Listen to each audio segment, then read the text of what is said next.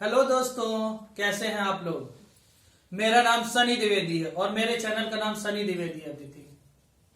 मैं इस समय रोज हिंदी के नए नए टॉपिक आप लोगों को बता रहा हूं। मुझे आप लोगों से ये अपेक्षा है कि संज्ञा, सर्वनाम और क्रिया आपको क्लियर हो गया होगा, और जो मैंने विराम चिन्ह बताए थे वो भी क्लियर हो गए होंगे। वर्णमाला बताई है, 3-4 टॉपिक हो चुके हैं। अब आज मैं आप लोगों को विशेषण पढ़ाऊंगा। विशेषण, विशेषण के प्रकार, विशेष्य, प्रविशेषण, कई चीजें पढ़ाऊंगा इसमें। विशेषण आज हो सकता है या तो आज से लेकर कल तक मैं क्लियर कर दूंगा, पूरी विशेषण खत्म कर दूंगा। इससे पहले कि मैं अपना वीडियो स्टार्ट करूं, मेरा चैनल ज्यादा से ज्यादा सब्सक्राइब करें। सब्सक्राइबर हालांकि बढ़ नहीं रहा है, लेकिन आप लोग कोशिश करिए कि सब्सक्राइबर ज्यादा से ज्यादा बढ़े। इसके लिए ज्यादा से ज्यादा मेरे वीडियोस को शेयर करिए। तो चलिए स्टार्ट करते हैं अपना आज का वीडियो, हिंदी का सेशन विशेषण। विशेषण बना है विशेषता से। परिभाषा देखते हैं विशेषण की। वे शब्द जो संज्ञा या सर्वनाम की विशेषता बताते हैं विशेषण कहलाते हैं। वे शब्द जो संज्ञा या सर्वनाम की विशेषता बताते हैं विशेषण कहलाते हैं। उदाहरण से मैं आपको समझाता हूं। रवि बहुत ईमानदार है। इसमें क्या हो गया? रवि संज्ञा हो गई। रवि संज्ञा हो गई। बहुत ईमानदार है, ईमानदारी उसकी विशेषता है। रवि की क्या विशेषता है? ईमानदारी। तो इसका मतलब रवि बहुत ईमानदार है, ये इसमें ईमानदार विशेषण है। क्या है? विशेषण है। इसीलिए इसके नीचे मैंने अंडरलाइन कर दिया है। दूसरा, घोड़ा काला है। घोड़ा क्या हुआ? नाउन, संज्ञा। और घोड़े की विशेषता क्या है? कि वो काला है।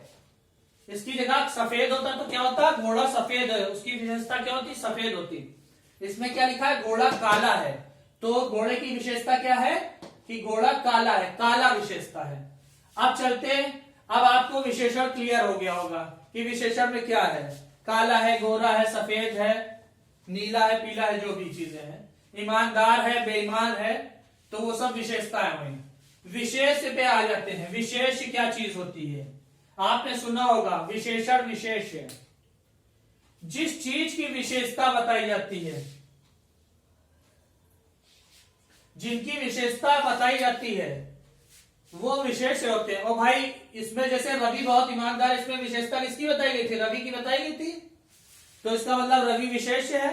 हाँ, इसमें संज्ञा या सर्वनाम ही विशेष होते हैं। जैसे सुरेश बहुत बेईमान है, इसमें विशेष क्या हुआ? सुरेश। बेईमान कौन है? सुरेश है। तो इसकी विशेषता बताई गई ना सुरेश की, कि ये बेईमान है। तो ये क्या हो गया? सुरेश। ये हो गया विशेष है। आज बहुत ठंडा दिन था। अब इसमें किसकी विशेषता बताई गई है? दिन की, कि दिन कैसा था? ठंडा। ठंडा ये हो गई, ठंडा हो गया ठंडा हो गया विशेषण। क्या हो गया? विशेषण। और किसकी विशेषता बतलाई गई है? दिन की। दिन ठंडा था, तो ये क्या हो गया? विशेष। ये बात आप लोगों को समझ में आई? सुरेश की विशेषता बतलाई गई कि सुरेश बहुत बेईमान है, तो बेईमान हो गया विशेषण। और सुरेश की विशेषता बतलाई गई कि सुरेश बेईमान है, तो सुरेश हो गया विशेष। क्या हो गया? विशेष। समझ में आई ये बात कि नहीं आई? अब एक चीज होती है प्रविशेषण। विशेष से विशेषण लोग जानते हैं, प्रविशेषण बहुत से लोग नहीं भी जानते हैं। प्रविशेषण देखिए क्या होता है।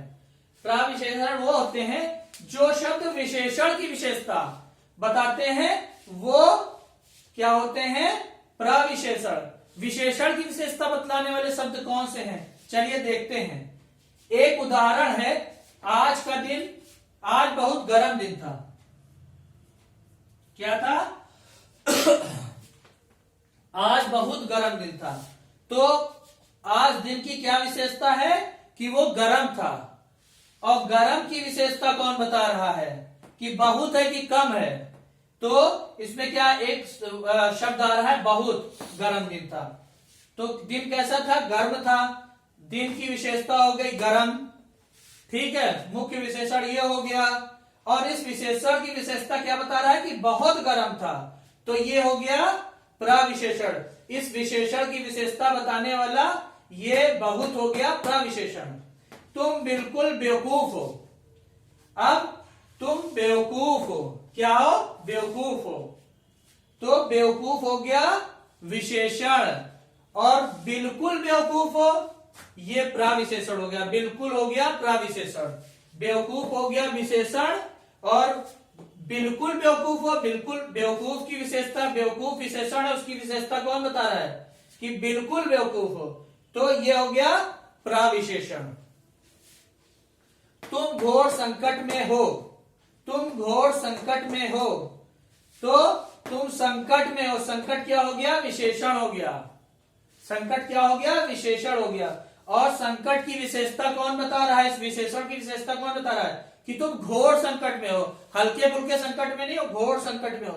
तो ये क्या हो गया? घोर। जो संकट की विशेषता बता रहा है, संकट खुद एक विशेषण है, और इस विशेषण की विशेषता क्या बता रहा है? घोर संकट में हो। तो ये घोर क्या हो गया? प्रविशेषण। सबके नीचे अंडरलाइन किया हुआ है। तो आप लोगों से उम्मीद है कि ये विशेषण, विशेष और प्रविशेषण आपकी समझ में आ गया हो। जिसको नहीं समझ में आया होगा वो मुझे कमेंट में बता सकता है। चलिए अब आगे चलते हैं। देखिए, विशेषण में पहला प्रकार है, विशेषण के प्रकार हम लोग पढ़ते हैं। विशेषण में पहला प्रकार है गुणवाचक विशेषण। इसमें गुण, दोष, रंग, दिशा, आकार, अवस्था आदि की विशेषता बताते हैं। जैसे गुण, गुण क्या हो गया? ईमानदारी एक गुण हो गया, भला आदमी है गुण हो गया। दोष, दोष क्या हो गया? बेईमान है, बुरा है। रंग क्या हो गया? पीला है, नीला है, मेरे कमरे का रंग नीला है, घोड़े का रंग भूरा है, ये सब रंग वाली विशेषता होगी। आकार, आयताकार, गोलाकार है, मेज गोलाकार है, मेज आयताकार है। अवस्था, ठोस, द्रव, अवस्थाएं हो गई। स्वस्थ है कि बीमार है, गर्म है कि ठंडा है, ये अवस्थाएं हो गई। स्थान, गढ़वाली है कि हरियाणवी है, भारतीय है, क्या विशेषता है उसकी, कहाँ का है। गंध, सुगंधित, दुर्गंधित, गंध किसी प्रकार की, ये सब गुणवाचक विशेषण है। ये गुण बताते हैं। गुण, दोष, रंग, दिशा, आकार, अवस्था आदि की विशेषता बताते हैं। ठीक है, ये चीज समझ में आई। चलिए भाई अब दूसरा बताते हैं। इसने तो बहुत ज्यादा जगह ले ली। देखिए, संख्यावाचक विशेषण क्या होते हैं। संख्यावाचक विशेषण संख्या के बारे में बताते हैं, जो गिना जा सके। क्या हो सके? जो गिना जा सके, उन्हीं के बारे में बताया जाता है। संख्यावाचक विशेषण के दो उदाहरण होते हैं। एक निश्चित संख्यावाचक होता है, एक अनिश्चित संख्यावाचक होता है। मैंने आज 4 लड़कों को पीटा। निश्चित संख्यावाचक में क्या होता है? निश्चित संख्या होती है। अनिश्चित संख्यावाचक में अनिश्चित संख्या होती है। संख्या का पता नहीं होता है कि कितनी है। मैंने आज 4 लड़कों को पीटा, ये एक उदाहरण है। ये कैसा है? इसमें संख्या निश्चित है कि मैंने केवल 4 लड़कों को पीटा है। इसमें मैंने दिया है 4 लड़कों को पीटा। मैंने कुछ सेब खरीदे। अब देखिए दूसरा क्या है? दूसरा कुछ सेब खरीदे, 4 खरीदे, 5 खरीदे, 1 खरीदे, 2 खरीदे, 4 खरीदे, कितने खरीदे इसमें संख्या ये नहीं पता है। बस ये है कि काउंटिंग ये है कि ये संख्या के रूप में है कि कुछ खरीदे होंगे, चाहे 4 खरीदे होंगे, चाहे 10 खरीदे होंगे, लेकिन संख्या बस अनिश्चित है। तो ये अनिश्चित संख्यावाचक हो गया। कुछ सेब खरीदे, कुछ फल खरीदे, और ये 4 लड़कों को पीटा, 4 लकड़ियां तोड़ी, 4 पेड़ काटे, ये निश्चित संख्यावाचक हुआ, जिसमें काउंटिंग दी हुई कि मैंने 5 किलो चीनी खरीदी है, तो 5 किलो काउंटिंग दी है। और 5 किलो नहीं, सॉरी, किलो इसमें नहीं ले सकते, परिमाणवाचक विशेषण में आता है किलो। केले ले सकते हैं, जो कि 2 दर्जन केले लिए हैं। जो तौला और जो मापा जाएगा वो परिमाणवाचक में पहुंच जाएगा। इसमें केवल गिनती की जो संख्या है वो ली जा सकती है। निश्चित संख्यावाचक और अनिश्चित संख्यावाचक में जिसको गिना जा सके वो चीजें ली जाती हैं।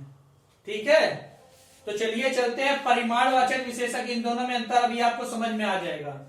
इसमें संख्या, इसमें केवल गिनती वाली संख्या ली जाती है। जिसको परिमाण, जिसको मापा या तौला जाता है वो परिमाणवाचक विशेषण में आता है। संज्ञा या सर्वनाम की माप बताता है। परिमाणवाचक विशेषण की भी इसी तरह दो भाग होते हैं, निश्चित परिमाणवाचक, अनिश्चित परिमाणवाचक। तो अब इनका भी देखते हैं अंतर क्या है निश्चित और निश्चित। संज्ञा या सर्वनाम की माप बताते हैं। उसने 4 मीटर, उसने मतलब सर्वनाम 4 मीटर कपड़ा बेचा।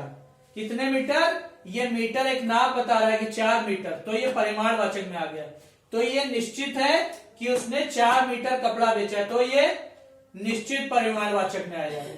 रमेश ने 4 किलो चावल खरीदे, ये पता है हमें, रमेश संज्ञा है, रमेश ने कितने चावल खरीदे? 4 किलो। तो 4 किलो हमें पता चावल खरीदे, तो ये निश्चित संख्या, निश्चित परिमाणवाचक में आ गया। तुम्हारे पास थोड़ा दूध है, मैंने उससे पूछा तुम्हारे पास थोड़ा दूध है, तो कितना दूध है, कितना चाहिए, उसकी कोई नाप नहीं है।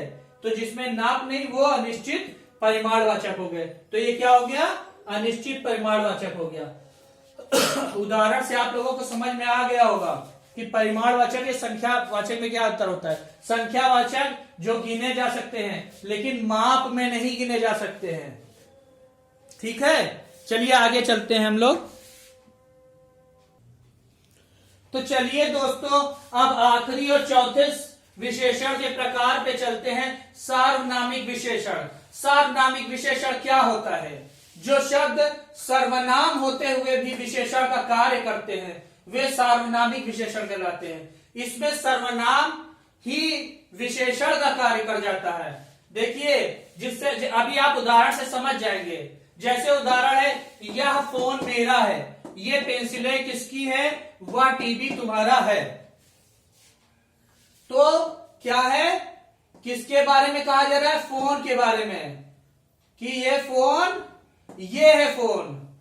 विशेषता क्या बता रहा है? सर्वनाम होकर विशेषता बता रहा है कि कौन सा फोन? यह फोन। तो इसमें यह हो जाएगा सार्वनामिक, ये सर्वनाम है कि यह, और ये सार्वनामिक विशेषण हो जाएगा। कैसा फोन? यह फोन मेरा है। पेंसिल, इसमें किसके बारे में बताया जा रहा है? ये पेंसिलें किसकी हैं? कौन सी पेंसिलें? ये पेंसिलें, ये सर्वनाम है। ये पेंसिलों के बारे में कह रहा है कि किसकी हैं। वह टीवी तुम्हारा है, वह टीवी तुम्हारा है। क्या टीवी के बारे में कह रहा है? तुम्हारा है। वह टीवी मतलब टीवी की विशेषता ये बतला रहा है कि वह टीवी, कौन सा टीवी? वह टीवी तुम्हारा है। तो इसमें ये जो सर्वनाम है यही विशेषण है। क्या है? यही सार्वनामिक विशेषण है। यह टीवी, यह फोन, ये पेंसिलें, जिसमें ऐसे विशेषण का प्रयोग हो तो समझ लीजिए कि वो सार्वनामिक विशेषण है। अगर उसमें लिखा होता वह तुम्हारा टीवी है, तो वह वहां पे विशेषण नहीं रह जाता, सार्वनामिक विशेषण। वह टीवी, टीवी के जो नाउन है, जो संज्ञा, उसके जस्ट पहले ये चीज जोड़ दी गई है, जो ये सार्वनामिक विशेषण है। तो इसका मतलब वह टीवी, ये पेंसिलें, यह फोन, ये सार्वनामिक विशेषण हो गए। ठीक है। विशेषण की अवस्थाएं। अब विशेषण की अवस्थाएं आप लोग पढ़ लीजिए, ये आप लोग शायद जानते हो। अधिक, अधिक क्या? अधिक मूल अवस्था में एक शब्द है।